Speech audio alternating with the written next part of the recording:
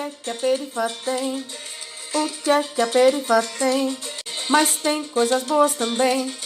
Mas tem coisas boas também. O que é que a perifa tem? O que é que a perifa tem? Tem coisas boas também.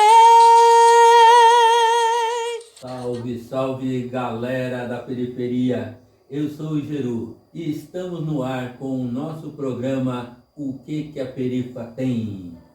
E ao meu lado aqui a minha companheira para poder tocar o programa comigo aqui, a minha companheira Ana Rodrigues. Boa noite, Ana. Boa noite, Geru. Boa noite para quem está assistindo a gente. Esse programa é um projeto apoiado pela Lei Paulo Gustavo, de Fomento à Cultura. É um programa do governo federal com coordenação da Secretaria de Cultura de Taboão da Serra.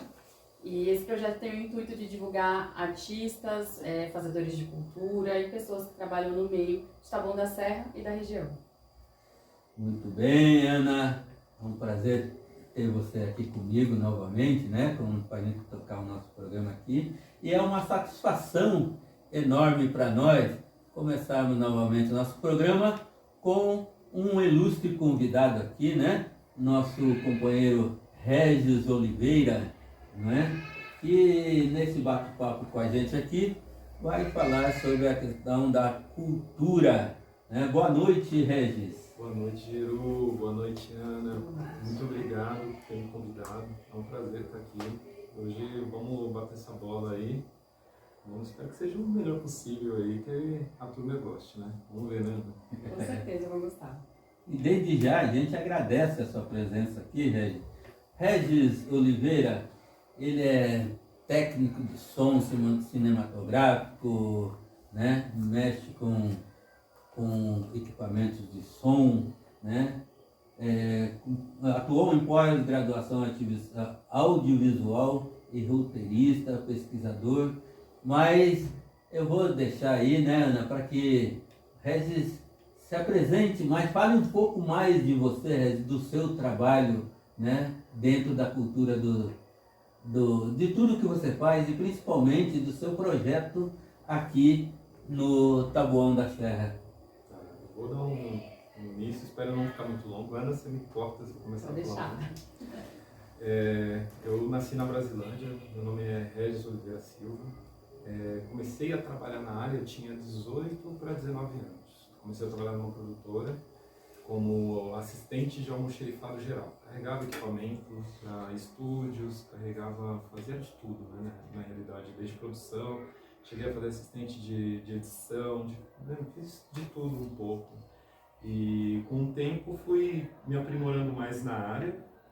Hoje em dia eu sou um técnico cinematográfico, onde eu trabalho em publicidade, trabalho em longas-metragens, faço pós-produção, faço um pouquinho de cada coisa dentro do que se refere ao audiovisual. Já trabalhei como câmera, mas eu não me aprofundei, não fiquei nessa área, porque quem faz tudo não faz nada. Você já fez fotografia? Fiz muita fotografia, fiz assistente para grandes fotógrafos, aprendi muito com eles, mas sou um técnico cinematográfico. Sou formado em História também, sou historiador, é uma paixão que eu tenho, que é a parte de História, por isso que eu faço pesquisas para documentários, escrevo roteiros, faço essas coisas. E esse é um pouquinho de mim. A gente, como um técnico cinematográfico, a gente acaba trabalhando junto com a produção na parte de identificar quais são as necessidades que uma filmagem vai ter. Um exemplo, um filme, onde um dos filmes que eu trabalhei tinha um momento que o personagem ele tinha uma fantasia gigantesca e no final das contas ele acabava não tendo aonde eu colocar microfone, porque ficava sem camisa, ficava sem aparato nenhum. Então qual que era a técnica que a gente usava, se às vezes a câmera estava muito aberta? Aquele microfone que vai por cima, que todo mundo vê na maioria dos filmes. O equipamento que a gente usa ele é muito técnico, ele é muito focado num equipamento voltado para o filme. Os gravadores já foram maiores, hoje estão menores. Os microfones, muitas vezes a gente acaba passando despercebido, né? Porque as pessoas não veem, mas às vezes está lá escondidinho na roupa das pessoas. Então a gente até na hora de captar os efeitos especiais, fazer a pós-produção, às vezes de alguma... Hoje a gente tem esse recurso, né? de algum ruído externo muito alto entrar, a gente consegue tirar. Hoje a tecnologia está muito lá na frente, então a gente consegue fazer bastante mágica. A lei Paulo Gustavo, né, tem um grande investimento do governo federal, né, na questão do fomento à cultura, né? É bom frisar bastante isso, né, que o governo federal, o governo Lula, né, está investindo muito na questão cultural, na questão da cultura, né? Isso é com a lei Paulo Gustavo, né, a lei Aldir Blanc e tudo mais, né? Você, então, dentro desse projeto que você está desenvolvendo, né, ele vai nessa linha, né, de mostrar para a população, né, para os nossos ouvintes, né, essa parte, né, da questão da cultura africana. Né? E, só que tem uma grande diferença. Né? Uma coisa é você fomentar a cultura da periferia, né? Do nosso povo da periferia, que não tem espaço nenhum na grande mídia, né? E outra coisa é você fomentar a cultura, né, através da grande mídia, dos grandes nomes, né? Eu queria que você falasse um pouco dessa dificuldade que os nossos fazedores de cultura da periferia ele tem de desenvolver a sua arte, né? Como é que você vê essa questão cultural na periferia? É um assunto complexo, porque durante muito tempo o acesso às verbas de governo ficavam sempre numa parte elitizada culturalmente falando. Como o Mano Brown fala, né? A gente está da ponte para cá. A gente nunca tinha o conhecimento de você, poxa, como que eu escrevo o projeto? Como que eu faço para ter acesso? Eu trabalhei muitas vezes em muitas publicidades longas com dinheiro de verbas federais, mas a maioria dos sets eu era a minoria lá trabalhando, né?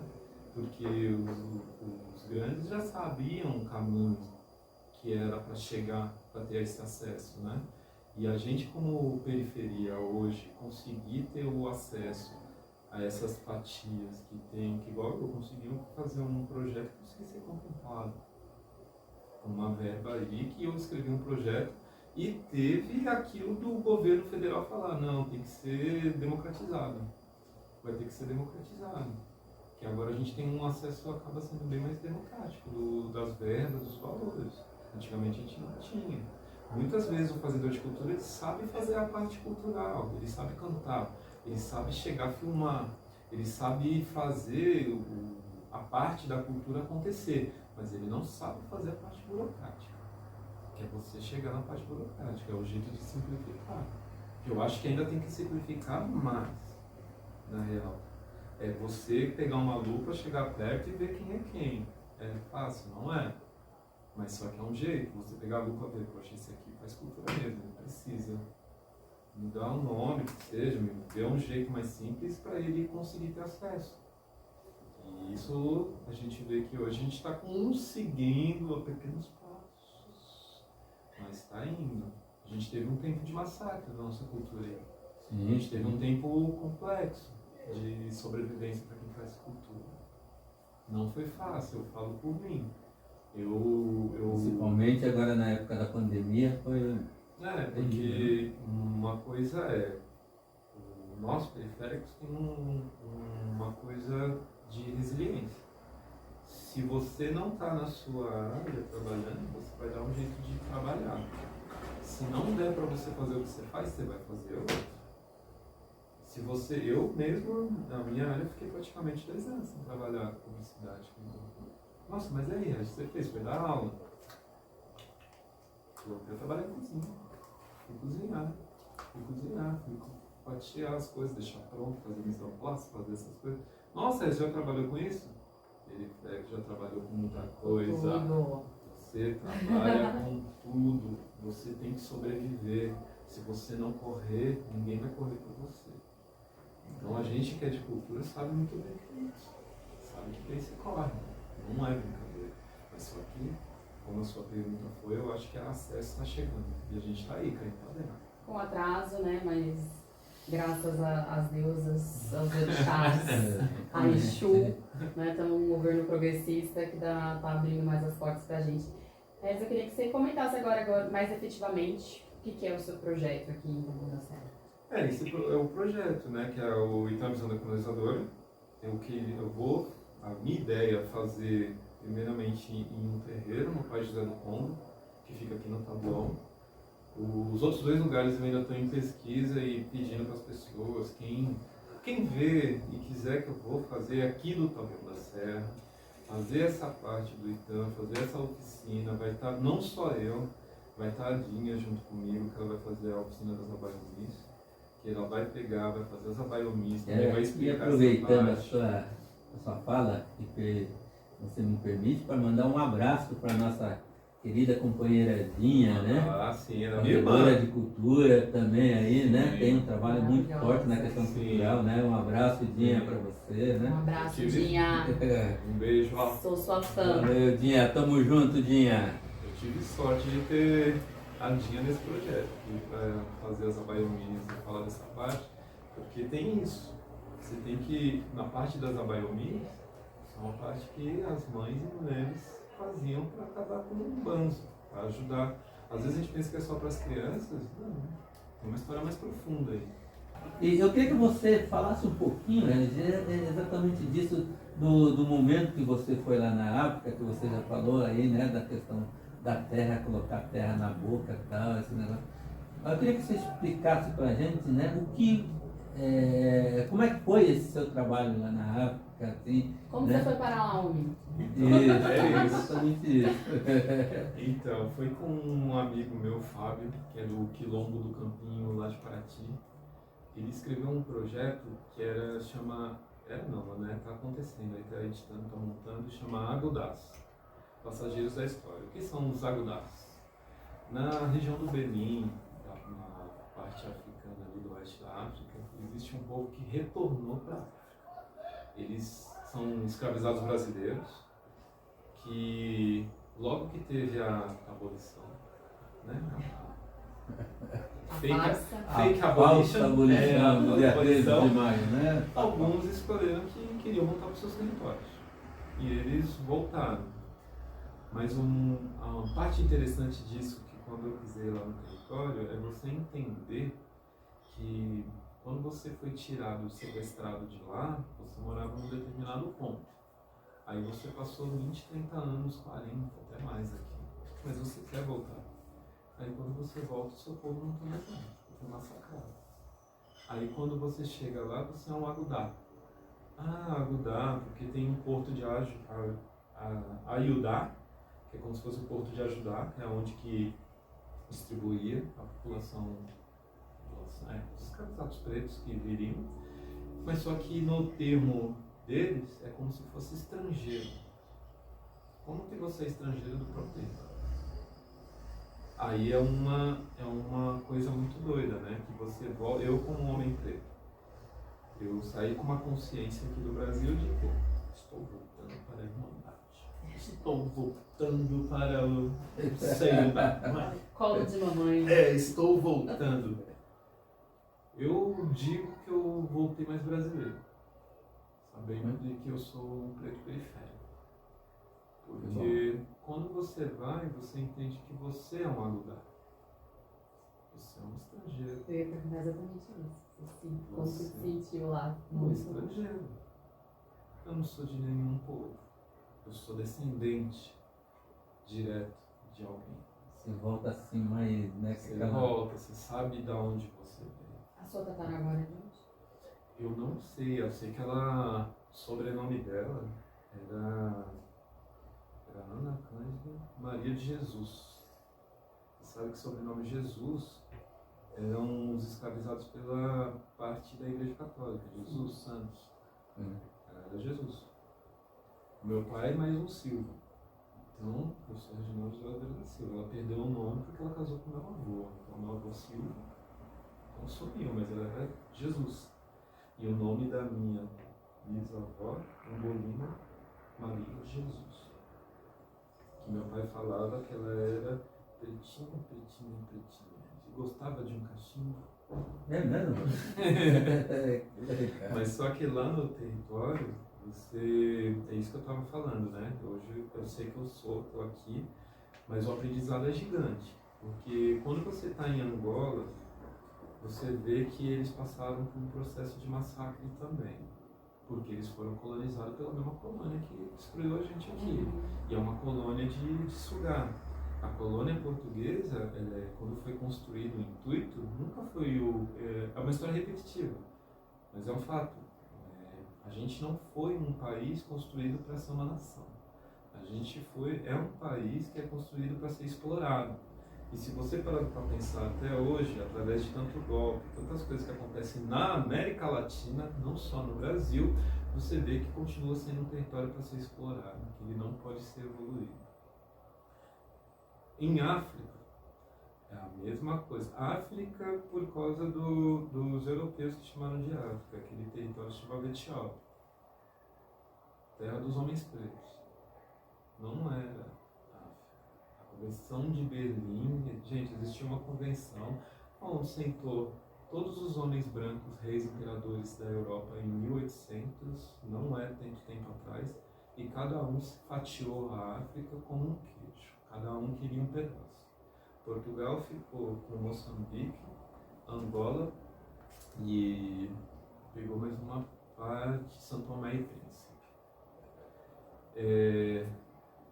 Congo foi a parte colonizada pelos belgas. Foi a colonização mais sangrenta, mais dolorida, porque ela obrigava que os povos que lá estavam, pelas jazidas gigantes de diamante que lá tinham, obrigavam a ir e voltar com uma quantidade de diamante. Quem não voltasse com a quantidade de diamante quantificada, escolhia manga longa ou manga curta. O que é manga longa ou manga curta? Eu corto aqui, ou corto aqui, ou eu corto aqui, ou eu termino. Se você não traz, você tem sua família, ele cortava os seus filhos. Congo, durante muito tempo, foi uma colônia onde existia mais gente mutilada. São histórias que não são faladas. Quando são faladas por cima, romantizadas, mas a realidade não. Até hoje, os algozes dos povos africanos, eu costumo falar que é a Europa. Os algozes do nosso povo sul-americano é os States. Cada região tem o seu algoz, que vai querer que você sempre vai ficar lá embaixo e você sempre vai ser explorado. Mas essa é uma consciência que, para você tentar passar do jeito mais simples, é difícil. Como que eu consigo conversar isso de um jeito mais simples? É o que eu me pergunto. Como que eu posso passar uma consciência de uma coisa que é uma atrocidade, um genocídio, uma destruição, de um jeito mais simples?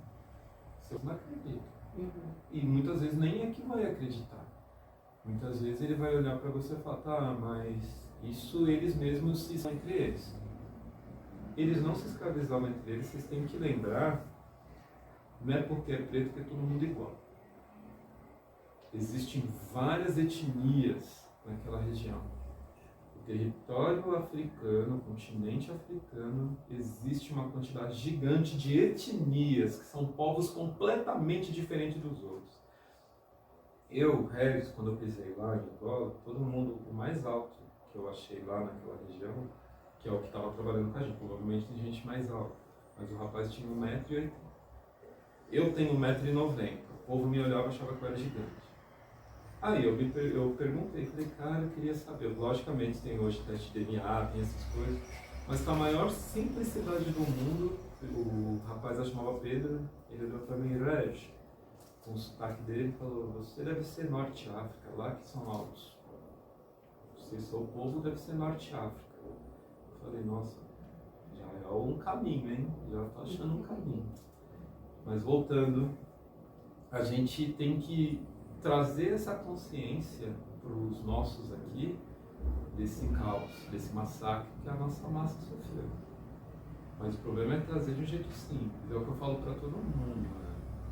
A A gente pode ter o maior nível de conhecimento do mundo, mas se você não souber passar por uma criança, tá errado. Você não está conseguindo passar nada, você só está conseguindo falar na sua bolha. O mundo está passando por um processo muito louco de misturar. Você ser conservador para alguma coisa é uma coisa, mas você ser intolerante com o outro é completamente diferente. E hoje as pessoas estão misturando um pouco essa coisa de você ser intolerante e falar que é conservador, que é completamente diferente. Resquícios do bolsonarismo, né? Que liberou geral ser escroto, ser tosco, ser preconceituoso, ser um monte de coisa que antigamente as pessoas até eram, mas não era naturalizado, né? Não era legal falar, né? A gente aí tinha aquela ética de fingir que não era. E aí agora, depois desse asno, né, ficou normal, e aí é isso, né? Não sei o que passa na cabeça dessa galera. Mas... Essa galera que deu a história da Grécia, né, gente? É que é uma transformação perigosa, se a gente for parar para pensar. Porque ao mesmo tempo que a gente pode ter uma coisa transformadoramente forte por uma parte, e uma coisa de retrocesso muito pesada, que é o que está acontecendo. Tem uma parte do nosso povo que está perdido. Eles sabem fazer um argumento, mas estão perdidos, porque eles não sabem como que chega naquilo. A gente quer lutar no momento deles. Eu sou de matriz africana, continuo estudando sobre África, mas sei que dependendo de onde que eu vou falar, vão me demonizar. Por mais que eu vou querer conversar no às vezes sem falar, né? Só estar com... Não, se eu tô com minha tem conta banalização em cima da religião, né? Sim.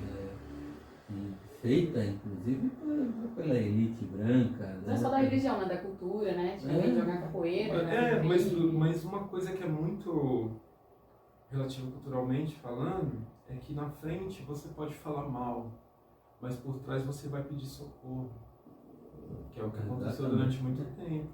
Eu ia com meu pai quando eu era criança, eu ia pro terreiro já com ele. Eu fui retomar profundamente ir pro terreiro com mais de 25 anos. Eu parei com meus 12 por aí. Por quê? A gente chegava, saía de casa, a gente não saía de branco. A gente não saía arrumado para o terreiro. A gente se arrumava só dentro do terreiro. Era tudo meio que escondido, nem escondido. E de domingo de manhã minha tia me passava para me pegar para ir para a missa. E tudo certo. É o respeito. Eu vou pisar na missa, eu vou falar amém, é bênção. Pô, eu não vou querer? Eu acho que eu quero. Eu vou no meu axé, vou tomar meu banho de erva, vou botar minha arruda que meu pai colocava atrás da minha orelha e falar, meu filho, Deus te abençoe, pode ir. É lógico que eu quero esse axé, eu quero esse poder. Mas só que as pessoas, pelo preconceito, não querem, falam que não, isso não. Mas é como que eu tenho que chegar nisso que é difícil. Legal. E nós também queremos divulgar aqui, né, para os nossos internautas também, né, que compartilhem aí nas nossas redes sociais, né, entra lá, o que a periferia tem, né, nós vamos estar no Facebook. O que a perifa tem? O que a perifa tem, né? Instagram. Estaremos na Facebook, no Instagram. Isso. Nesses dois? Nesses dois. Isso. No Facebook, então, e também no Instagram, né? Ajudem aí a gente a divulgar o nosso programa, né? Curtam, compartilhem, né? E vocês, fazedores de cultura, o nosso programa O que a Perifa tem vai estar à disposição de todos os fazedores de cultura que queiram mostrar aqui a sua arte, queira bater um papo com a gente aqui. Nosso programa ele vai estar à disposição. Aliás, nosso programa foi criado para isso, né, Ana? Sim. Para divulgar a cultura da nossa periferia. E a gente quer, desde já, mais uma vez, agradecer a você, Regis, por ter aceito o nosso convite. Nós vamos agora encerrar o nosso programa, infelizmente, vamos dizer assim, mas o programa O que a Periferia tem voltará logo com novas atrações. Queremos agradecer a todos e a todas que nos assistiram e que, novamente falando, compartilhem, né? E tamo junto aí, pessoal, e até o próximo programa, se Deus quiser. O que é que a perifa tem? O que é que a perifa tem? Mas tem coisas boas também. Mas tem coisas boas também. O que é que a perifa tem? O que é que a perifa tem? Tem coisas boas também. Mas tem coisas boas, tem. Mas tem coisas boas, tem. Mas tem coisas boas, tem.